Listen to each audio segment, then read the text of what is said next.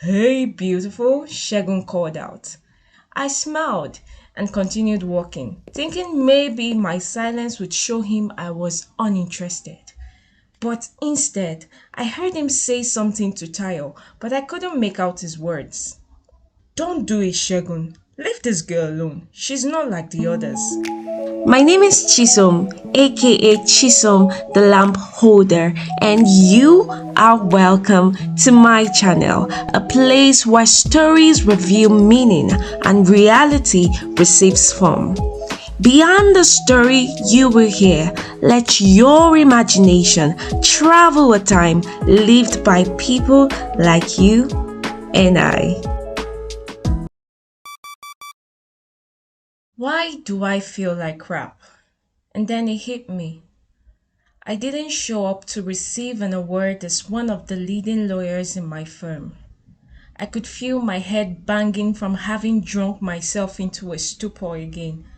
But somehow, between the haziness and my head going on a wild goose chase, I could still hear Sade's voice of reason telling me, I told you so. I went through social media, and there it was, another story of rape without justice served. Because of this, Segun Akinsola would spend the next 25 years of his life in Kirikiri prison on the charge of rape. Before I knew anything about his case, his first name had brought him due judgment. Sheguns were not to be trusted, no matter what they did or didn't do. Did they get any kind of joy from taking advantage of unsuspecting females? This Shegun, however, has hit the jackpot. He had to pay for the sins of men who had taken advantage of innocent ladies and never served time. All men has come, last. I got to the bathroom and splashed water on my face. Then, sitting on the toilet seat, I traveled further down memory lane to where I lost everything. Before you try to put me in a box of feminists, you should probably hear my story. My name is Bisola, but everyone calls me Bisi. I am the only daughter in a family of 6 from Oyo State. I can still hear the joy erupting all over the house when I informed my family that I had gained admission to study law at the University of Nigeria, Enugu campus. I was scared of going to an entirely new location, a place where I knew no one, yet I was confident that God was with me. My parents had instilled Christian virtues and a love for God and His church in my siblings and me. I shook my head, knowing how disappointed they were in me now. Oh well. I got into the university, passionately seeking God, and this passion was cut short by an unforeseen tragedy.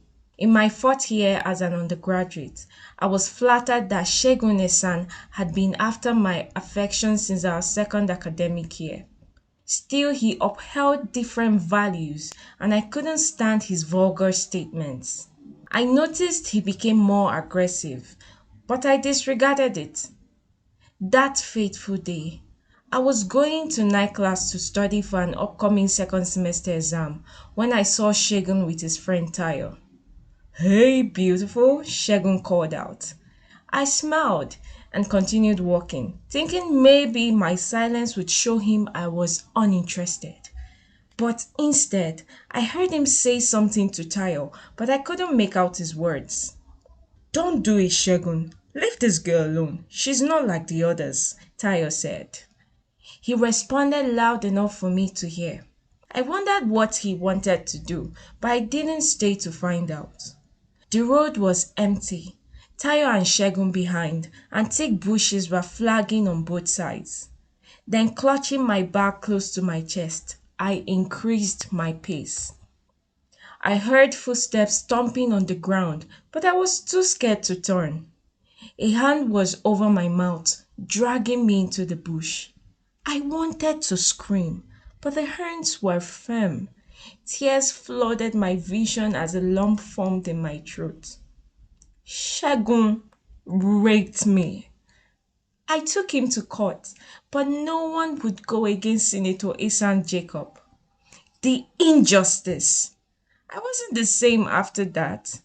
I started drinking to forget, hoping he was somewhere rotting in hell. To think I was once so godly and stood for truth. Men are all scum, and I made it my life's mission to put all of them away. Now I'm smarter. At least you know the truth. None of them deserved any of the affection that I did not have to give anymore. It's been over a month, but it's still resounding deep in my heart. I put an innocent man in prison for nothing, all in a bid to get the actual Shegun to pay. Mr. Shegun Akinsola was never a rapist. The girl recanted her statement. 6 years of his life gone, and she was sorry. Shegun didn't rape her. She only wanted to seek revenge. I stood up and got ready for work. I chose my all-time favorite, something I always wore on a decidedly cloudy day, an orange pantsuit and the gold shoe I got as a gift on my 28th birthday.